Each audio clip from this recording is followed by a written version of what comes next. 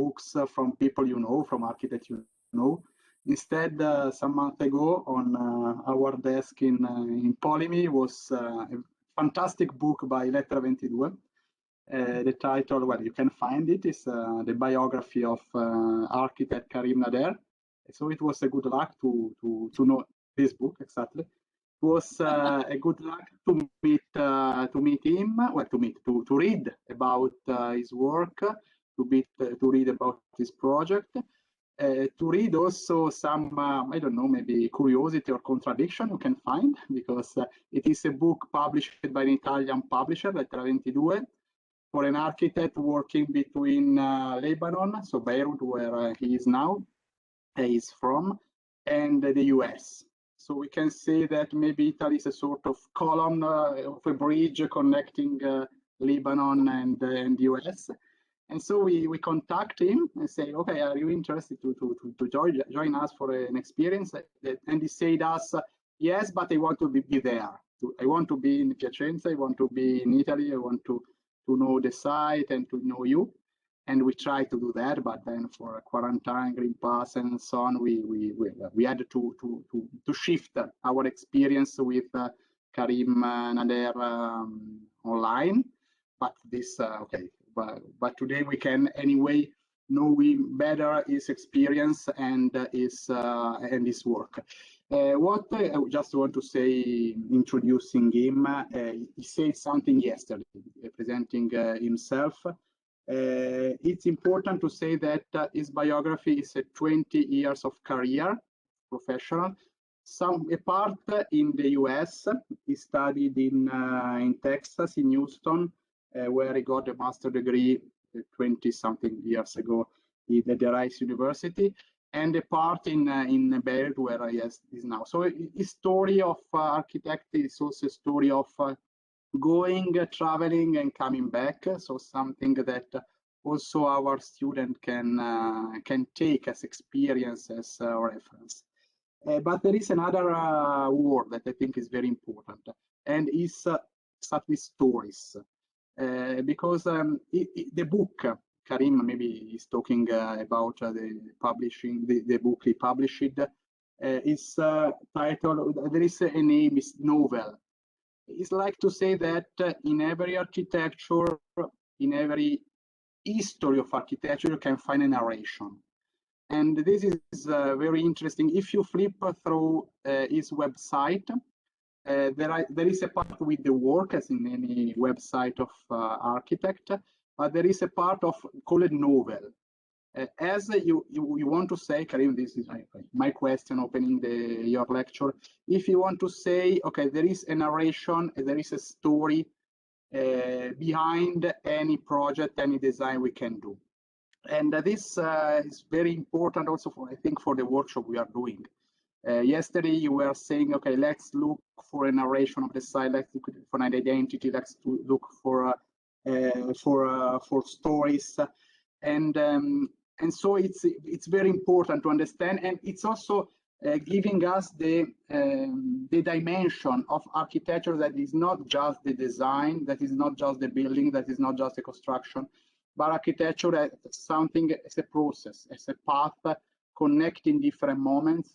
And when we are designing, where we are thinking, where we are giving a vision, it means also that we have to think what can happen in 20 years, in 50 years, in 100 years, because our architecture are also subject to be changed, transformed, and the narration continues.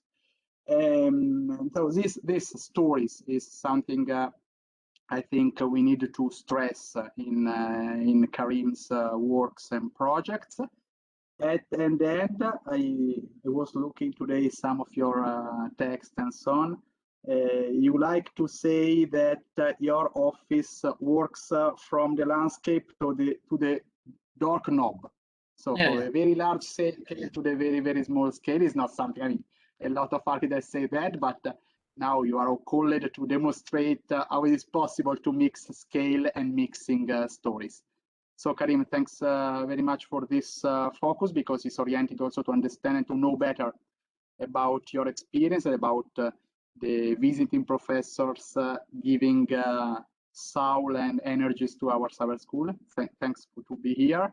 And for sure, as we have done yesterday, at the end of the half an hour, 40 minutes presentation, we can discuss with Karim about the project, maybe criticizing also, is it possible?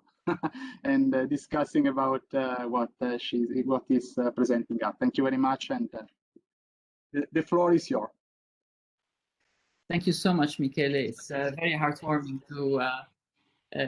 to be received in this way. Basically, I mean, just to bounce back on your comment about architecture is not just an object. I think maybe to be very radical, one would say architecture is totally a subject. And what I mean to say by that is that it always involves someone. It could be someone or a group of someone's, but it's architecture is basically a human adventure. And every time I am called to design something, it is through the subjectivities of the ones that are involved in the sites and in the requests for the program. And of course, the subjectivities of the designer and the designers that are with me, that an architecture is born. It is to say, maybe if we want to be a bit philosophical about your comment, that subject and object long time ago are not anymore two separate things. But it is definitely an intertwining. It is a dialectic, like some philosophers would say. And we are living in a world that we are constantly reinventing. And this is why the movement of the title of the book, For a Novel, which is that there is someone who is walking and he is seeking the novelty of every next moment. The presentation today, I would start by, in 5 slides, telling you snapshots about my experience as an architect. And later on, I would like to talk a bit about my approach about this Piacenza story. Which is so rich. I mean, there is so much going on across centuries in Piacenza, and how, you know, I would love to be approaching it. My students are already aware of what we are trying to cook, and hopefully we will be able to deliver something. So in 5 slides, this is an image, it's a photograph of a house. And I have said in my website, nature builds us and we build upon nature. Incidentally, this was practically the first project that I was ever asked to design. And it was on a situation that was extremely Lebanese, which is this typical landscape situation of the mountain collapsing into the Mediterranean. Lebanon is all about this. It's one, basically you can, if you look at Lebanon, it's one type of cross section, which is that you have a mountain and then a valley, then a mountain, and then the sea, and that's it. Piacenza is like 2 mountains coming down towards Piacenza. And I was having this this epiphany today when they were showing me the plan, and I was trying to absorb, you know, how landscapes make people. And this site was a very slim longitudinal site where a client wanted to have a retreat, so where he can spend. It's for a pure pleasure. It's a house for the pure pleasure of being somewhere, for the celebration of nature and transparency. He has a pool on the roof and his master bedroom, and then bedrooms, and then on the lower floor there's another pool with an infinity edge. In terms of sensitivity, it's very much in the essence of things that I kept on doing, you know, in the following projects, which is that nature blurs architecture, architecture comes from nature. However, I'm not a big fan of organic shapes. So when I draw, I'd like for it to be recognizable as a human gesture. And of course, it uses materials from nature. Color is completely, on another completely different context of intervention. This is at the end of a street in the middle of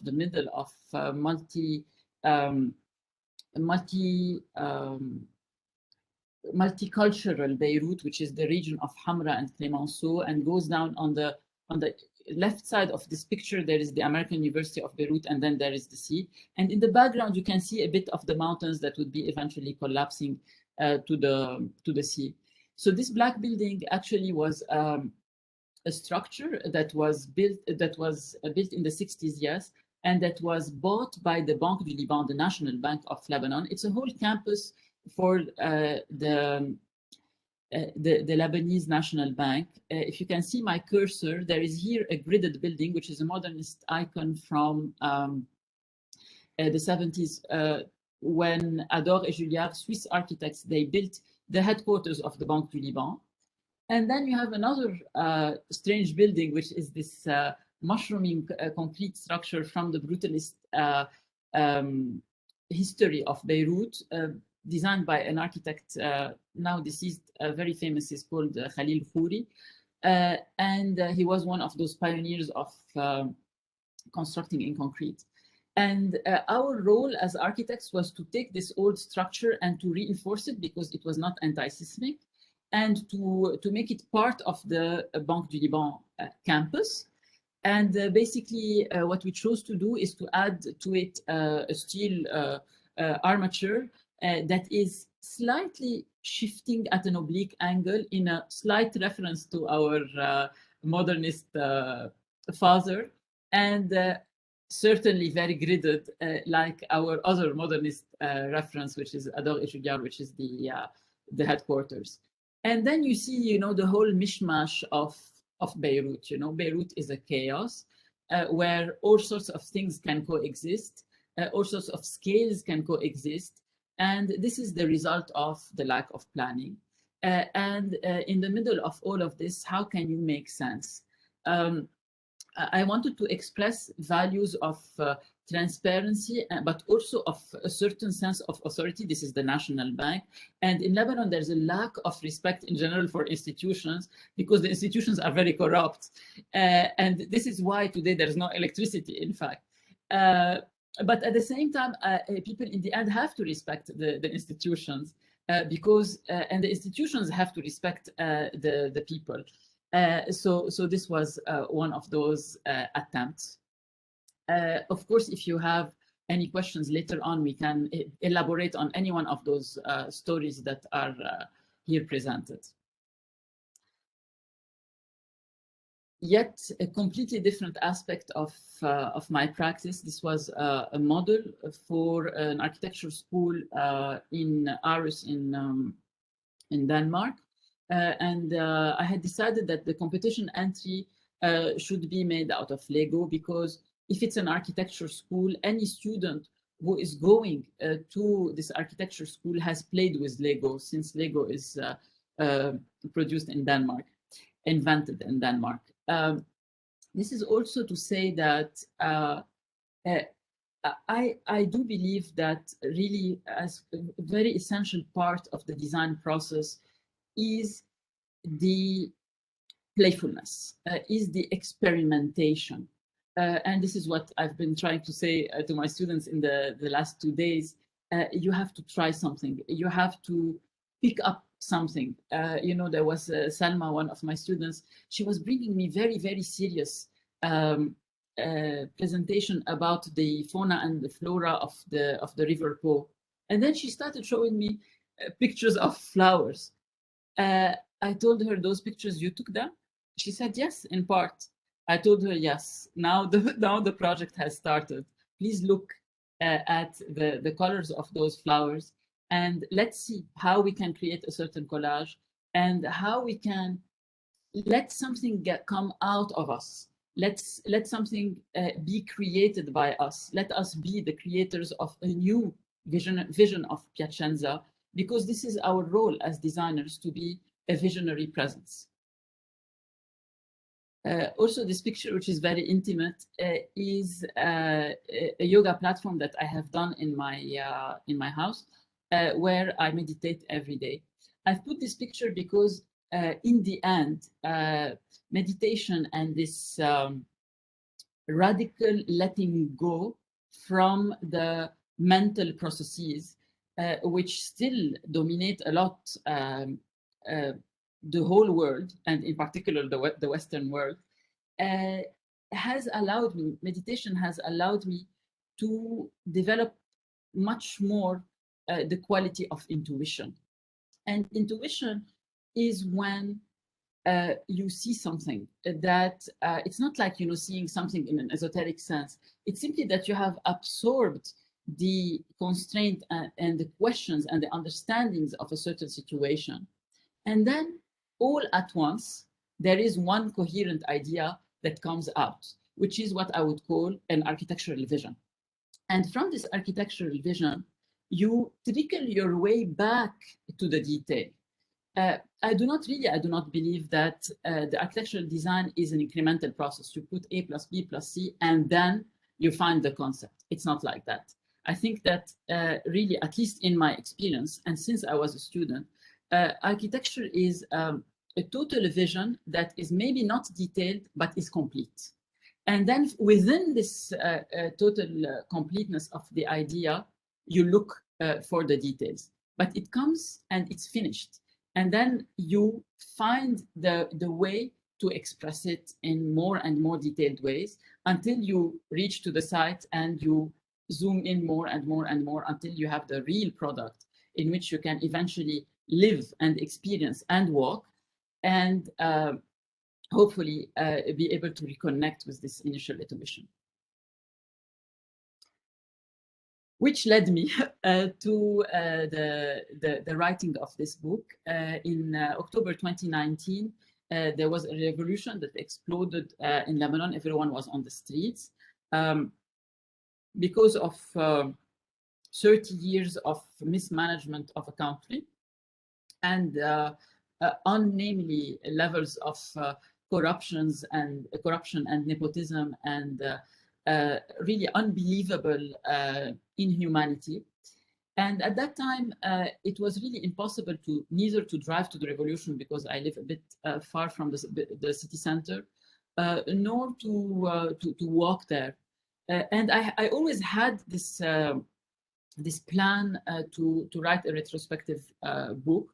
And so my revolution was sitting at home and jotting out all those ideas about what I called for a novel architecture. So in two words, basically, the book is a compilation of, on the one hand, photography, which is in the form of a scenario. So it's unlike a regular monograph where you have drawings and diagrams and things like that. It's basically just photographs which are ordered in a particular cinematic order. And then within the book, which was the idea of the lovely people at Lettera 22 in Sicily, they decided to introduce, I don't know if it shows on the camera, smaller booklets, which are the size of a novel and the paper of a novel, and also the font Baskerville, which is the most classical font for novels. And basically, inside it, you will find a series of musings that are related to all the inspiration that has created the person that I am today, whether it is novels, whether it is philosophy, whether it is music, whether it is cinema. And the gist of how these people have inspired me, and then connected with all the projects that were eventually built or in the form of a model. That are there in a certain sequence, which is thematic. This is why I called it ciné-roman. Ciné-roman is like the book of a film, and it retraces 20 years of work. So from 2000 when I graduated to 2020 when I wrote the book.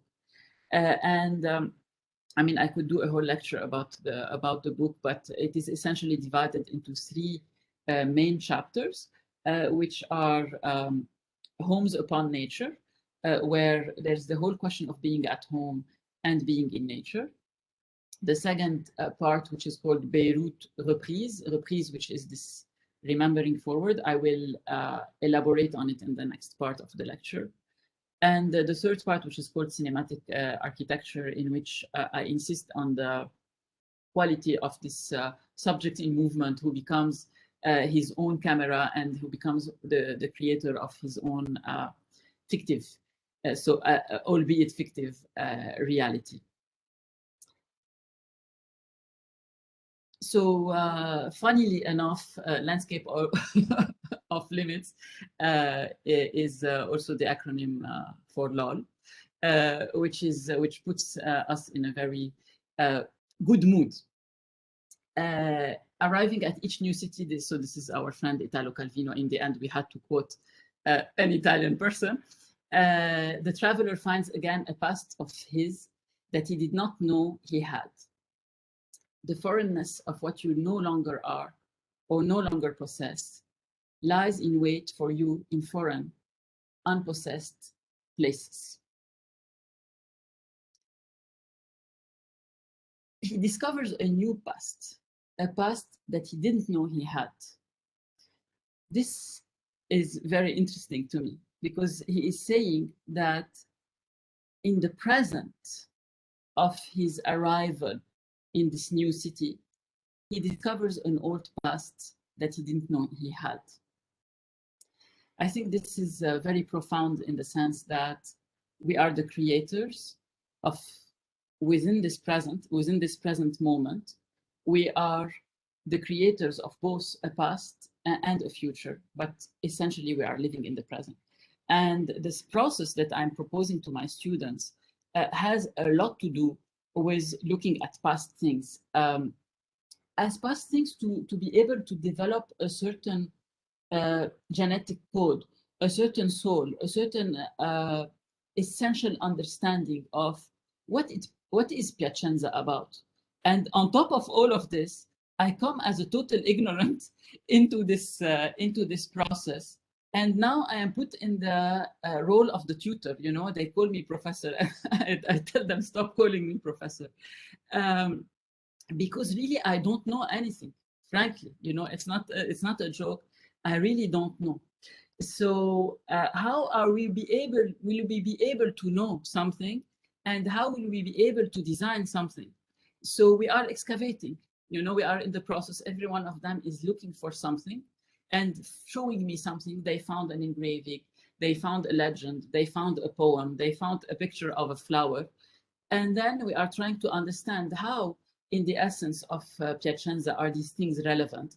And how will these things be inspirations for us to be able to produce the new Piacenza, the Piacenza that has suffered from too much industrialization and has lost something, but also at the same time the fortified city of the initial times is irrelevant. You know, there is no point today in building a wall to protect yourself from an invasion.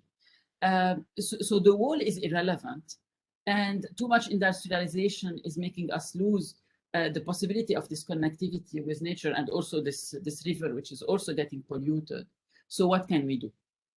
So I summarized my approach in this case in 3 words: nature, representation, and reprise. The first one, nature. Obviously, everything left in Piacenza and around is not raw nature. It's not nature as it was, you know, created. It is a domesticated nature. So even these expanses of agricultural lands, which we could propose to bring a bit of, one of my students called it agro-palimpsest, which I found very amusing, because Piacenza is a palimpsest, like Sarah proposed it so elegantly, and agro, because of course, I mean, we need to responsibly think of new ways of creating agriculture that are not based on just pure economy and quantity. And yet there are those expanses, there are those spaces where there is still the possibility of a certain horizon, there is still the possibility of a certain openness. And this space which is between the old city and the river, which you proposed as the space of intervention, and what a lost and or let's say simply what a missed opportunity. So how can we feel this breath again of walking towards the river and maybe even jumping into the river again, if we could create a part of it that would be that we could swim in. I said in the website, nature builds us, and we build upon nature. We build, not we bond. Nature builds us. Yes, I mean we are functions of nature. I think it is obvious. We build upon nature. Talks about a certain responsibility. It talks about certain understandings. I don't think that organic architecture is about the form of architecture being organic, because it has nothing to do with that, and it has nothing to do with the economy. It has nothing to do with sustainability. We have to be efficient, and therefore sometimes very simple forms are very relevant. We have to essentially also think about materiality, which is an essence of the questions of architecture. And what are the available materials? It's not just a question of saying, you know, by default we should build in wood, or by default we should build in earth, which of course are interesting, amazing materials to work with, in particular wood, which is renewable. But if there is no wood produced in a country, like in Lebanon, we don't have cedar forests anymore. I have to import the wood. There's a carbon imprint to that. And people criticize, why are you using concrete? Well, we are using concrete. Yes, it has a carbon imprint on the production, but it is a material that is locally produced, the cement, which actually produces other levels of economy. So I think people should be very, very sensitive and should be very, very open to the understandings of every local specific situation from country to country, but also within the country from region to region. Representation, I think, really is a theme that we can elaborate a lot on. It's something that I was always interested in since I was a student, actually, which is that representation is not just the act of drawing. It is also the creation of a certain reality. Architects do not have the hands nor the means to build. Architects are not builders. They are consultants who propose ways of building, and then there's the builder who he or she knows how to build, and this is their field of expertise. The architect by excellence is a maestro of representation, representation also is a form of presence. It is not just the representation of something else. And once again, today in this workshop, it is also all the more, even more intense. We can only live through representation of a place that we cannot visit. And how will we make sense through representation of the places that we are imagining and the places that we want to propose later on, which are going to be new representations. So two extremes, you know, on one hand, the extreme of an old way of representing, which contained lots of subjectivities, which are also due to lack of technical means, but still produces a certain effect. And then AutoCAD and its absoluteness and the capacity to measure everything, GIS and the cartography of the world, and the levels of accuracy that we can reach today, which are totally fantastic in many ways, but which should not become a pretext for design. I am seeing a lot of designers in the world, as well as students, who are using, for example, parametricism as a replacement for human imagination, which I find as a failing attempt. And in particular, very parametric architects are producing a very repetitive aesthetics, which I find very devoid of invention. Another quote with respect to representation, Jacques Derrida in The Truth in Painting. I mean, the title itself of the book is a whole word, The Truth in Painting. I mean, the contradiction is screaming at us. Cézanne had promised to pay up. I owe you the truth in painting, and I will tell it to you. I think we are stuck in a world of representation, but rather than deploring the fact of being in a world of representation, we should be in a celebration and in a jubilation. We should be in a joy of the process of the creation of representations, in this case, Cézanne. And in our case, you know, we have so many means to represent design, urban design, architecture, and design of small things. And to accept that we live in a world of its own limitations, all sorts of representations. I could go into the social and political dimensions of representations and all the consequences of that, and how to live through that. And finally, the third theme, which is something that very essential in my life, reprise. It comes from a book that has been written by a Danish philosopher who is called Søren Kierkegaard. The book is called Gjentagelsen in Danish. And in French, it is translated as reprise, to take a second time. There is no particularly good translation of the word in English. Usually they translate the title of the book as repetition, but it's actually everything but a repetition. It's not a repetition, it's a reprise. It's to take a second time. So what does it mean? It means that you have past situations which in the end make up the story in which you are living right now. And you have memories of that.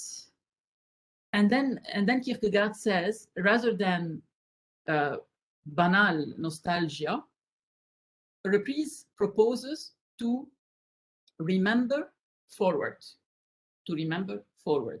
So nostalgia would be a remembering backwards. It would be a mere repetition. So you're just nostalgic about it. And he's talking, of course, about the effect of nostalgia, which is somehow miserable as an attitude.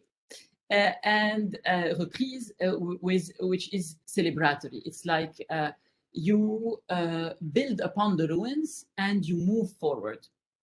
And I mean, one of the examples I'm showing you here is a building that I was offered to renovate and to give it a second life.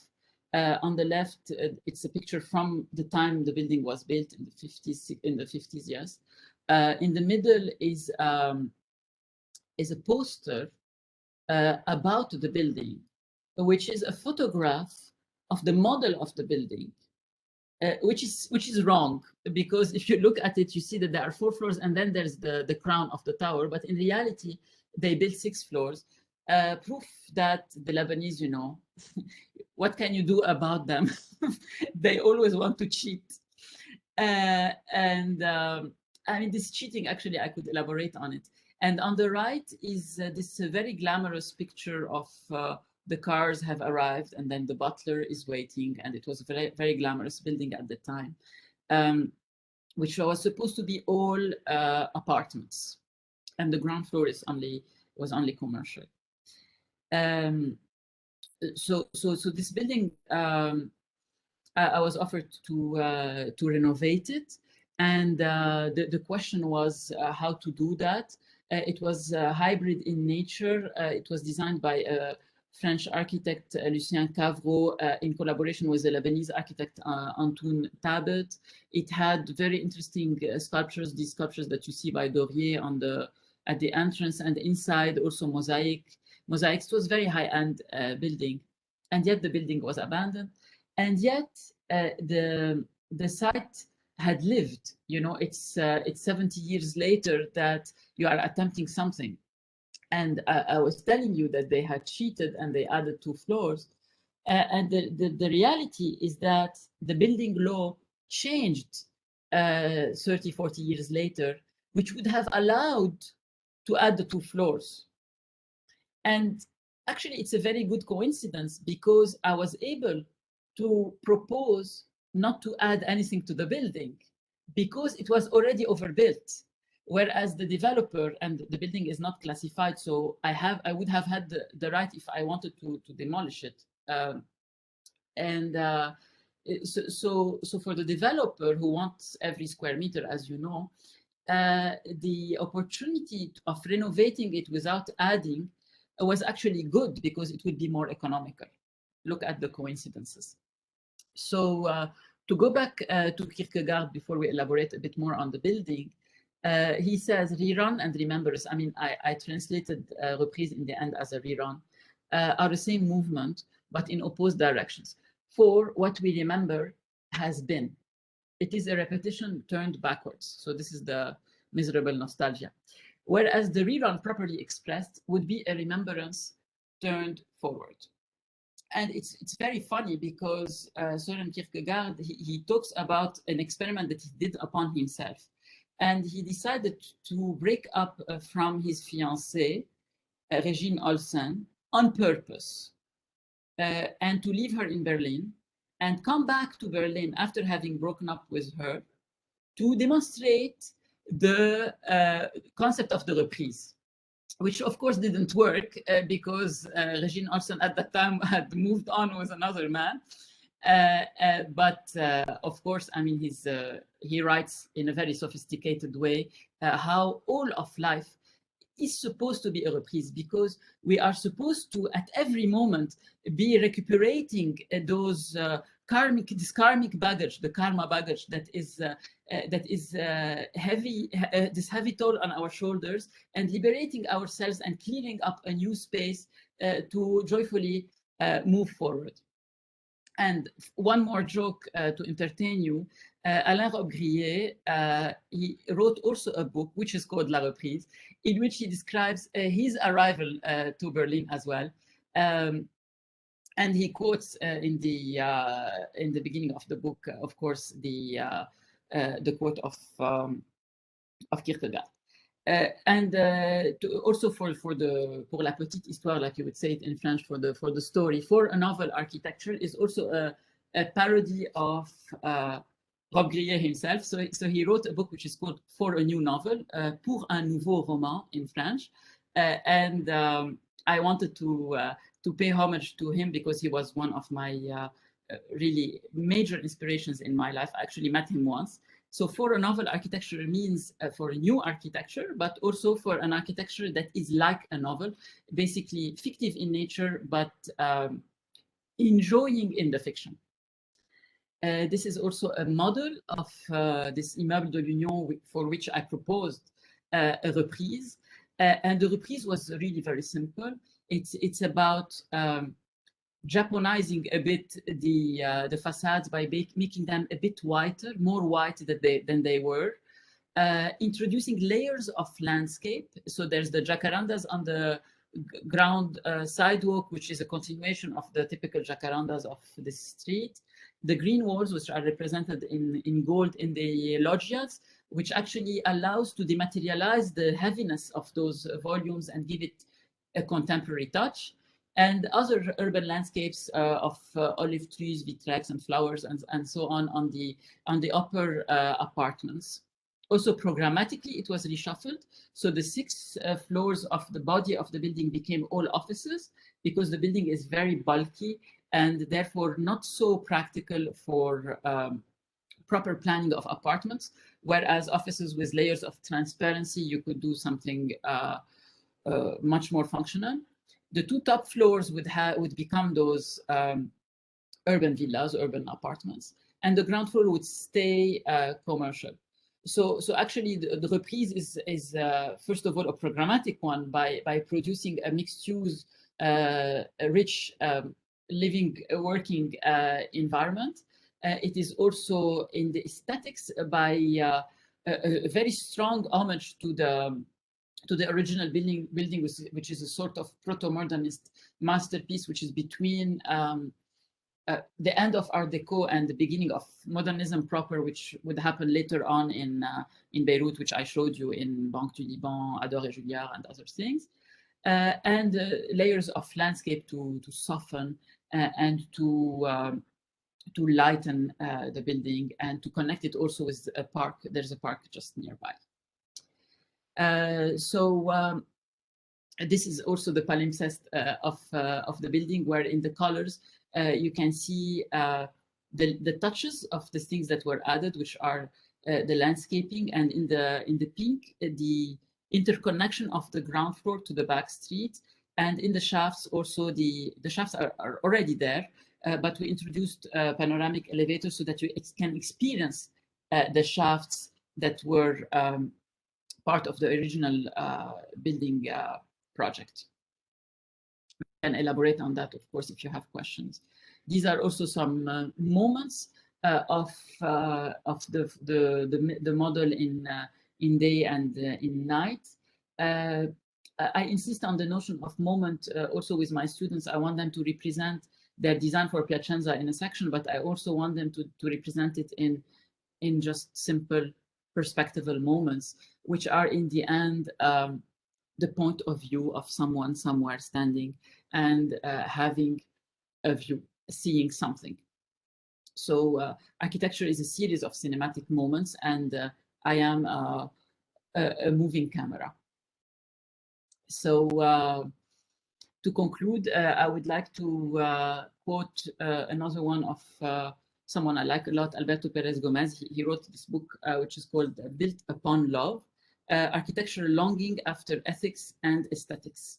It's a very sophisticated, interesting book about the current status of architecture and how it can retrieve its role as this visionary and loving presence built upon love. And he says in the conclusion of the book, heading the advice of Nietzsche and Heidegger, the architect must avoid the planner's dream of total solutions and be prepared to wait patiently for the rustle of the angel's wings that may be passing by. Of course, it sounds very poetic, but there's also a process to be able to do that, which is which there are many ways to do, like we are attempting in the studio. So I am open for any questions or regarding any aspect of the lecture. Okay, thank you very much, Karim. Well, we appreciated a lot your presentation. I guess you have talked about a lot of arguments, contents and topics, and I guess also suggestions for students. And Yes. I want to start from there to discuss with you. Then for sure it's open to all the colleagues. I want also to say hello to some of the colleagues present. They are in the class. I will forget somebody. Okay, Gaia Piccarolo for sure. Bartolomeo Corsini.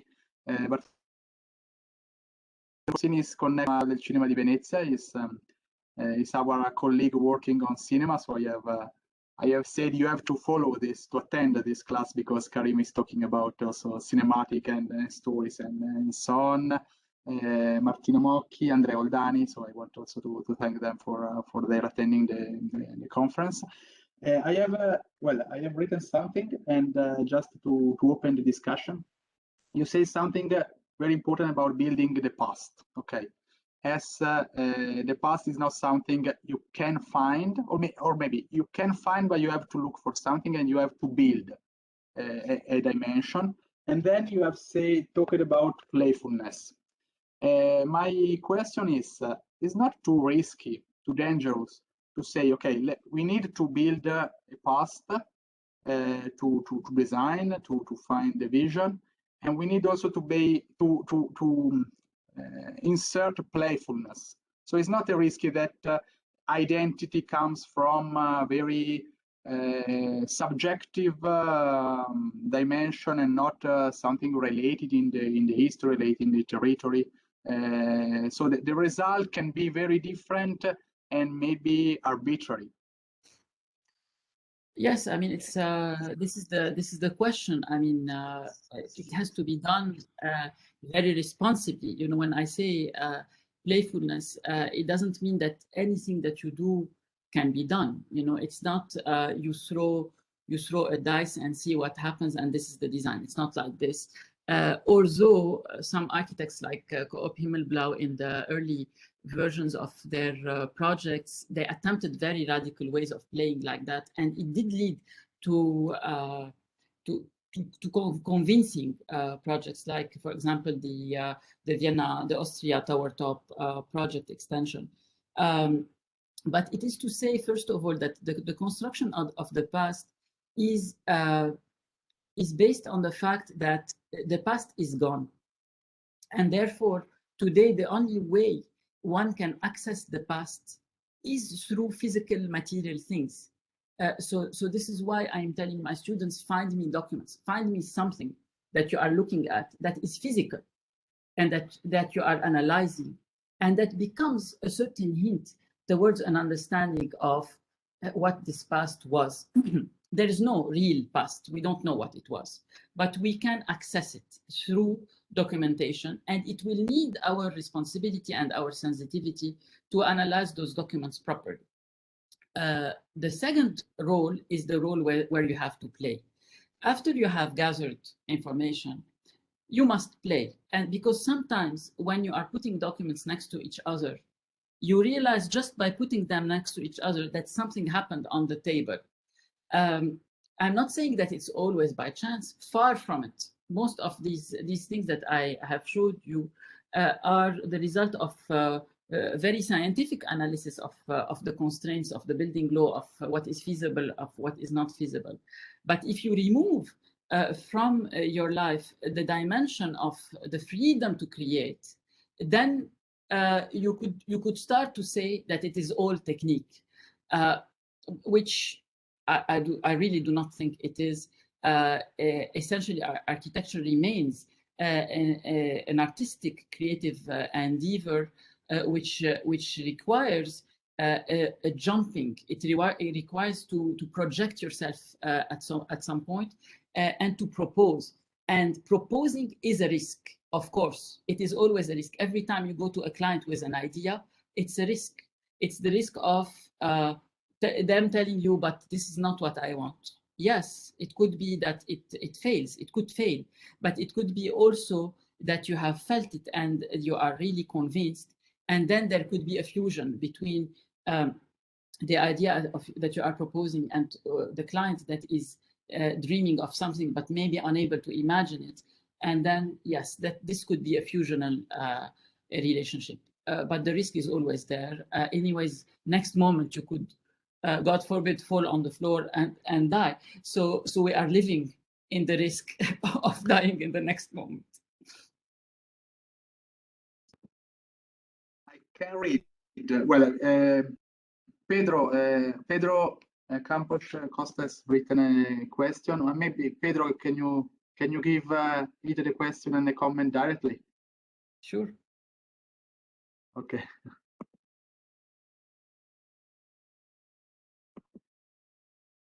No, we cannot. Oh, okay. No, I can. Okay. I was writing that you would not let me. Okay. Because I was blocked. These the anti-democratic online systems. Anyway, I wrote anyway. Karim, super nice presentation. I liked it very much. And I actually wrote that when I was listening to our lecture, I was feeling and understanding some resonances with Portugal and some resonances with some part of my activity. It doesn't mean that it's resonances. Doesn't mean it's the same. And I was going to ask you. It's kind of I don't know if it's a question, but anyway, if you think that these resonances are connected with the austerity of our countries. I know that Lebanon is maybe different from Portugal, but we, for a really long time, had a huge escassez, I would say, very little means. So we were a very poor country. And if this can somehow be related with architecture, because also architecture is also connected with means. Friedman was always seeking for this essential thing, as you might know. And he first looked in Greece, then he looked in Portugal, now he's looking in Africa. It was just this comment. I don't know if it makes sense, but I leave it here. Thank you. Thank you. Thank you for your comment. It's very interesting. I would like to bounce on another aspect before going back to your question. The first aspect is that there is a geographical similarity between Portugal and Lebanon, and also with Chile and California, which are those places where the mountain or the landscape collapses into the sea or the ocean on the west, and the sun sets in the sea, which is the prototypical idea that we have of the sunset. The sunset, like in our archetype version of the sunset, it is in a sea. Although in the reality, most people don't live in a place that has the sea as the sunset. Also, it happens in Italy, of course, by the way, on the west coast of Italy. I felt a lot of connectivity with Chilean and Portuguese architects at many points. And at some point, I had this epiphany that maybe it is because of the geomorphology of the places we live in that there is something in common in the way we think. But also, to go back to your more essential questions about the lack of means and the poor countries, I think this is really something which is always a richness, funnily enough, for an artist. An artist like Michelangelo Antonioni, who decides to do a film in black and white, even though there is color, is someone who is exploring the richness of the lack of means. And he said, they asked him, but Michelangelo, there is color. Why don't you use color? He said, I'm not ready for color because there is already so much I want to express in black and white. And then at some point, he comes up with a new film, which is called El Deserto Rosso, the Red Desert, which has a color in the title, and the film is in color. And then every time the main actress moves in the film, something very colorful happens.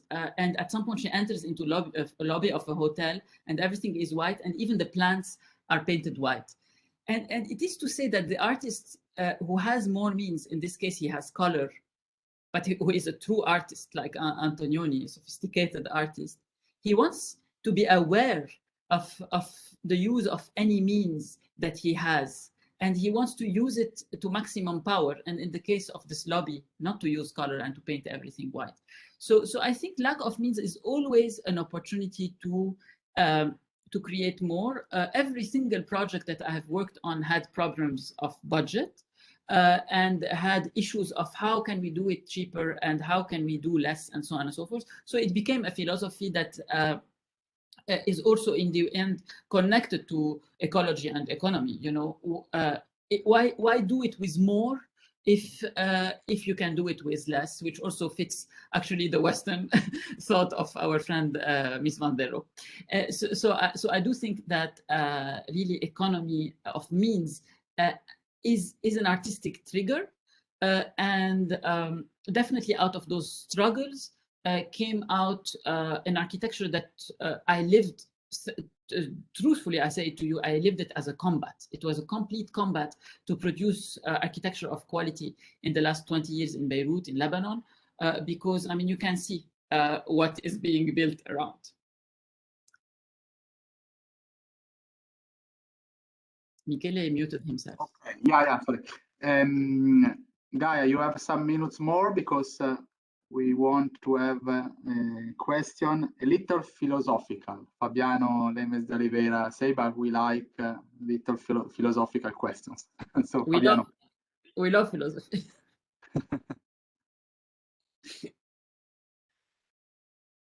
Okay. Fabiano? Okay, now, yeah, I was locked. Thank you, Karim, for a very interesting presentation. And it was also interesting to see how you linked narrative with architecture and also with philosophy, you know? And I could see in the way you were speaking, or at least I read it like that, how niche talks about this notion of critical history, as opposed to the antiquarian or the monumental history, this notion that we do construct the past from a critical perspective of the present. Yes. And I was thinking about modern architecture in Lebanon and elsewhere, because Nietzsche was one of the founding fathers of the modern thought of reconstructing the present, and we see that in Gideon, and we see that feeding through the modern movement. So I was wondering if that had an influence in your way of thinking about architecture. And then a final question. Now, you had this last slide with a quote that put together Heidegger and Nietzsche, and also it seemed to me to be a reference of Walter Benjamin's angel, the angel of destruction. Yeah? And I wasn't quite clear what you meant, by putting them three together, and what was for you the reading you would do of that quote. Thank you. Yes. I could talk a lot about your question. Thank you for your question, Fabiano. First of all, I would like to clarify that I'm a hybrid subject. I am the result of East-West influences. I am born in an Arab country, and I have been educated with a lot of Western thought, which has led me to be critical of the Cartesian approach that has collapsed eventually, of our friend René Descartes, who said, "I think, therefore I am," which I think post-structuralism has clearly demonstrated that we are way beyond this type of understanding. Thinking is not the proof of my being. I am, and therefore I have the freedom to think if I want to think. And I also have the freedom not to think, which is the ultimate freedom. So I totally abide by, when I bumped into Derrida, Nietzsche, Heidegger, Merleau-Ponty, and all this movement that has destroyed those Western dualisms, I was very excited, frankly, when I bumped into them. And this is why I have quoted Derrida, and I quoted Derrida also in the book, and I quoted also Alain Robbe-Grillet, who's a novel writer, and who is a big fan of Derrida as well. And it is to say simply that we live in an ongoing process. It's very simple. We live in an ongoing process. There is no truth in absolute. This idea of an absolute God, it's same as the plan of Piacenza, the absolute space of Piacenza. It disintegrated, and I think it's very symbolic as well of the disintegration of this idea of the absolute God. When he says, and to answer your question, to wait patiently for the rustle of angels' wings that may be passing by, he is hinting at the gift of inspiration. So yes, you have to avoid totalitarianism in design, the planner's dream of total solutions, and we do know, in particular in Europe, that this type of thinking has shown its limitations. Of course, we could mention the limitations of social housing in this modernistic approach that was too absolute. And then today, contemporary architecture is starting to absorb other types of uncertainties, other types of parameters and sensitivities, and it is bringing back a certain finesse to how we are designing, while still absorbing the very good lessons of modernism as well. So I'm saying that the contemporary subject is one that has learned from a history that is evolving, and we cannot deny that today we are in a new world. We are in a world that is beyond structuralism. It is beyond post-structuralism, and we are in a place where I think the essence today is the connection with nature, but not as an ideology, not as the ideology of sustainability, but as the obvious. We should obviously be reconnecting with nature. Yeah, that's. I mean, I could elaborate more, but I think this is in essence where I come from. Okay, maybe guys, you have a comment.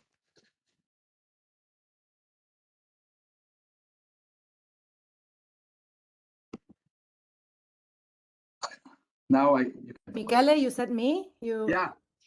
Yeah, okay. Yeah, so thank you very much for the lecture, Karim. It was really interesting. Yeah, I was kind of thinking about the question of time because we talked a lot about the future and the past, but I would like to ask you much more for the students as a practicing architect. How do you deal with the question of time with the projects? Because in a way, we are fully immersed, you know, in a world that asks us to develop projects at a very rapid speed, and sometimes that does not give us architects and landscape architects the possibility to really elaborate ideas, narrations, and so on. So yeah, I was curious to know, how do you feel about this question? I mean, there are two aspects to your question. Thank you, Gaia. I mean, the first aspect is how much time does it take to produce architecture of quality? And the second one, which is architecture lives in time and outlives, in general, the architect themselves. So there's a big responsibility when you are proposing something, because it's gonna probably live longer than you live.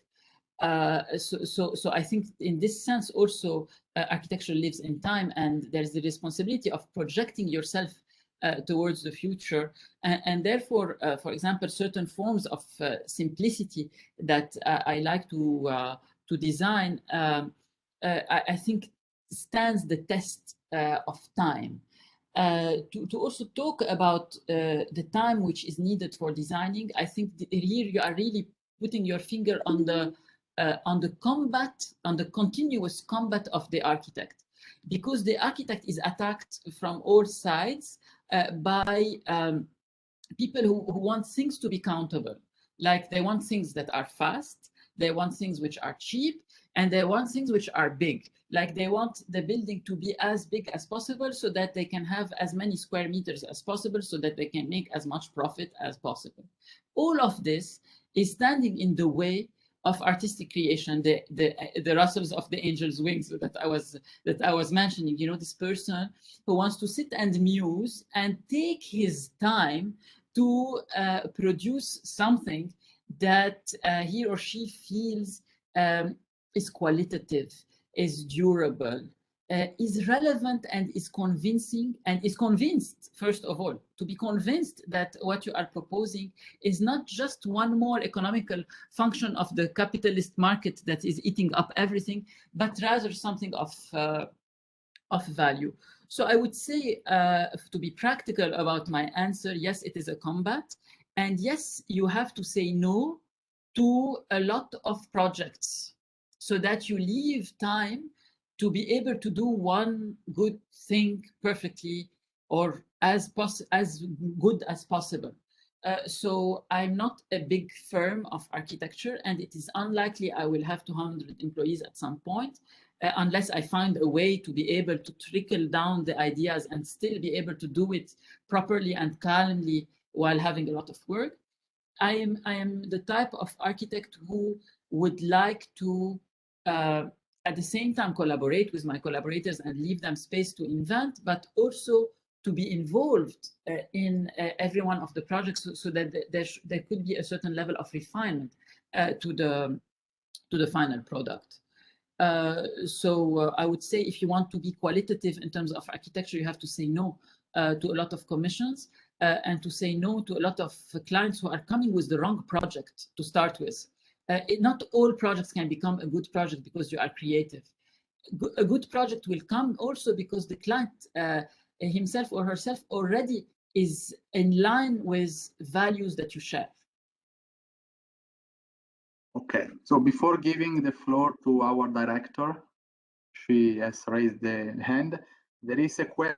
Well, there is some congratulation If you by. say this, I will not say anything. You are always. There is some congratulation by by a student, but she's from group number 2, so I think they are fake congratulations because you Fake, are your.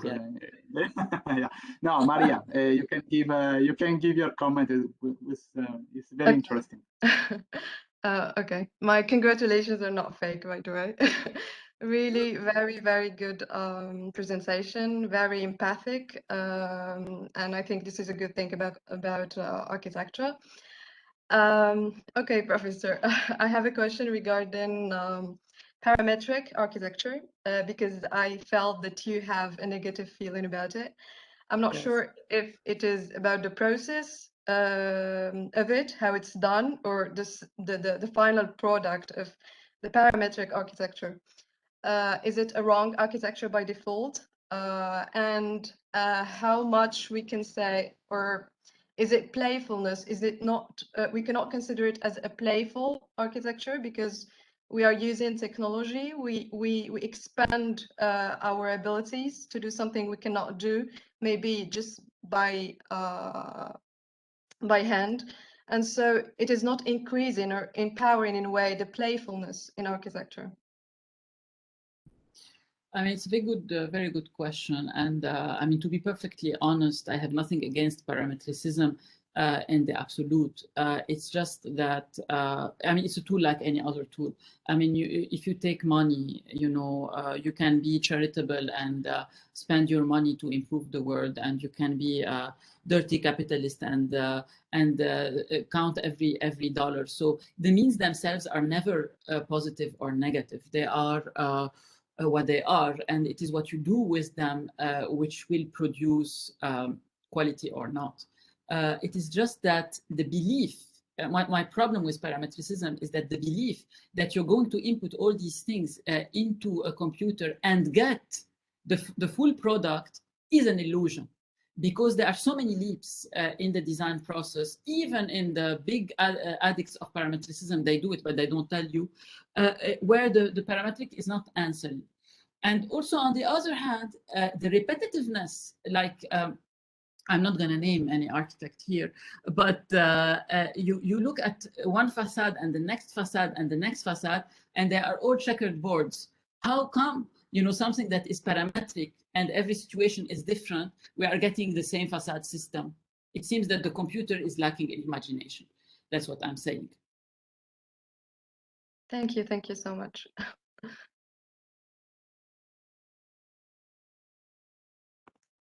We have another comment by a student, Sumitra. You can also from atelier number 2. Is it okay? Yes. He doesn't want to talk. Let him talk. Okay, I can read the question. How do you strike a balance between urban sustainable practices and budget in a project on a building level? Yeah. Again, you know, the economy, the question of the economy is really at the core of the architectural practice. You must look at the budget, and you must answer the certain expectations. Sometimes also you must convince that in certain places, maybe it's better to spend more. Like I have been able in places to convince clients that, look, if you put photovoltaics on your roof, it's gonna cost you a bit more right now, but later on you're not gonna pay for electricity, and yeah, hey, it could even look nice on your roof. So budget, I would say yes, and responsibility, I would say as well, so that you can still propose things that would be, let's say, more long-term thinking in terms of budget rather than short-term economy thinking. With developers such as the building of Immeuble de l'Union, it's very, very difficult because they're looking for the dollar. And we live in a country which is, I mean, let's say it's third world, where you don't have such subsidies on sustainable solutions. So automatically when you say sustainable or things like that, you know, they could even point at you and laugh, whereas in Europe you must, it's now in the building law, you should be sustainable.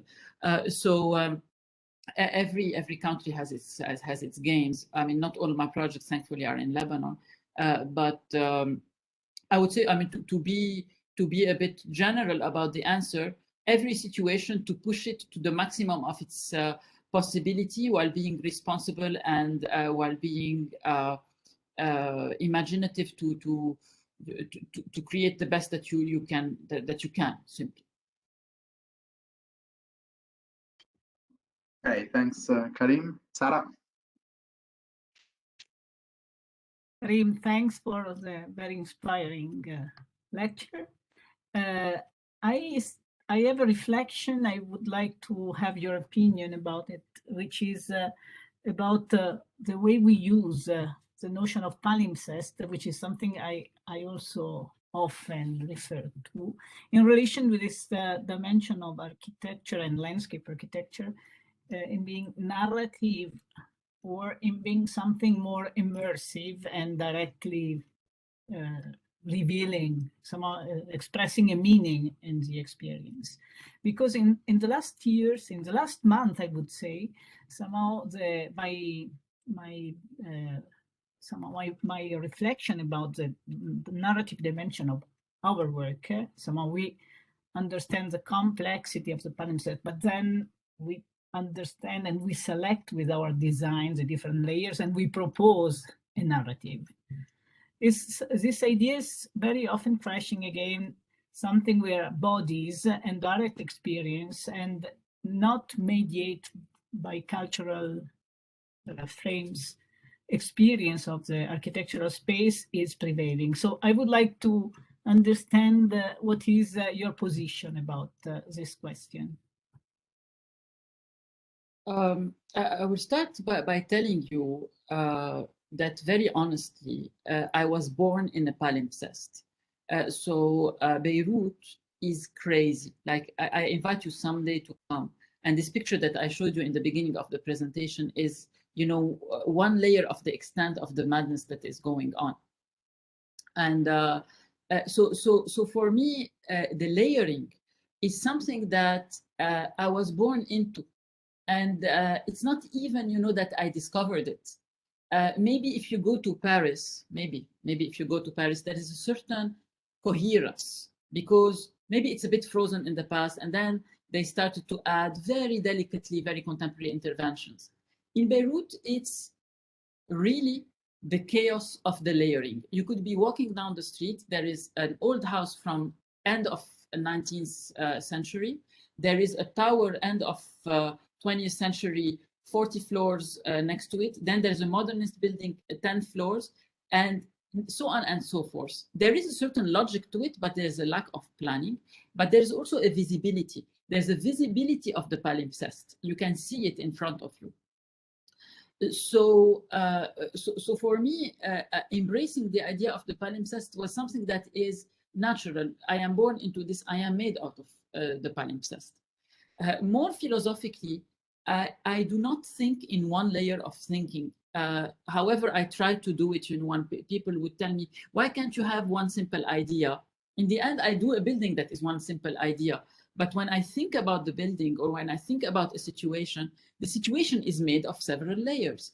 And the layers, some of them are physical, but some of them, as you have said, are psychological. They are memories, they are human, they are embodied, choreographic, like you were saying. Today, one of my students was talking about the legend of why we are afraid of the river.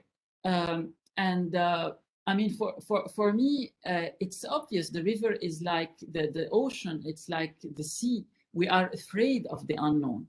And this is a psychoanalytical archetype. So for me, the palimpsest is really the reading. It's really the understanding of where we are, which doesn't mean that the building has to be so complicated. Maybe all of this reading could lead to a very simple solution where the layering is not so much visible visually. And sometimes, yes, The building visually has to show that as well. It depends really on the situation. So for me, palimpsest is the natural way of us being. We are multi-layered beings. We are also beings who remember things in different ways, who dream, who have gifts of intuitions, who imagine things, who sometimes remember wrong. Like Borges will tell you, in the book Fictions, that that all those memories that you are trying to recuperate, even the documents themselves have mistakes in them. So where is the truth? It's a question. Where is the truth? For me, the truth is not in representation. I mean, it's funny that Derrida said the truth in painting, because he is telling you, in fact, that inevitably you are going to re-enter into the world of representation. Do it responsibly, of course. Do it as scientifically as possible whenever it is scientific. But for me, there's no way other than to embrace the uncertainties in which we have been thrown, and to discover moment after moment what will be the next decision that we will need to take. I decided to come to Piacenza to do this workshop. I ended up doing it online.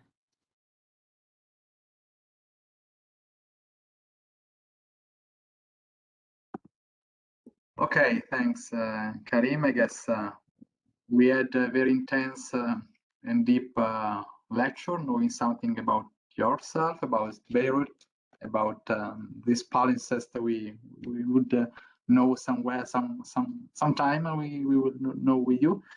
And so I want to thank everybody, all the students, all the colleagues. And I want also to remember to all the students that tomorrow morning we have a morning session. So the meeting is here in this class at 10 a.m. We are discussing with two guests about infrastructure in Piacenza, and the question of sustainability of infrastructure. Then we have all the afternoon for the atelier. So I want, I don't know if you want to add something, Karim, or somebody. Otherwise, we can thank you and say have a good afternoon. Thank you so much. Have a good night. Thank you so much. I mean, of course, I would love to elaborate on any question that any student or colleague would like to talk about in coming the future. And it's really my pleasure to be with your context, which I'm discovering. I mean, all my students are Chinese, Indian, and some other nationalities. Not a single one of them is Italian, and the whole setup is Italian. I have a lot of affection for the Italians. My press friends, Marco and Paula, are in Florence, and later we published my book, and hopefully someday we'll meet in person. Marco was connected, I guess you can say hello to him. Okay. Yeah. Okay. Yeah, he's here. Yeah, he's here. Yeah. Bye. Thank you so much. Bye. Thank you. Bye.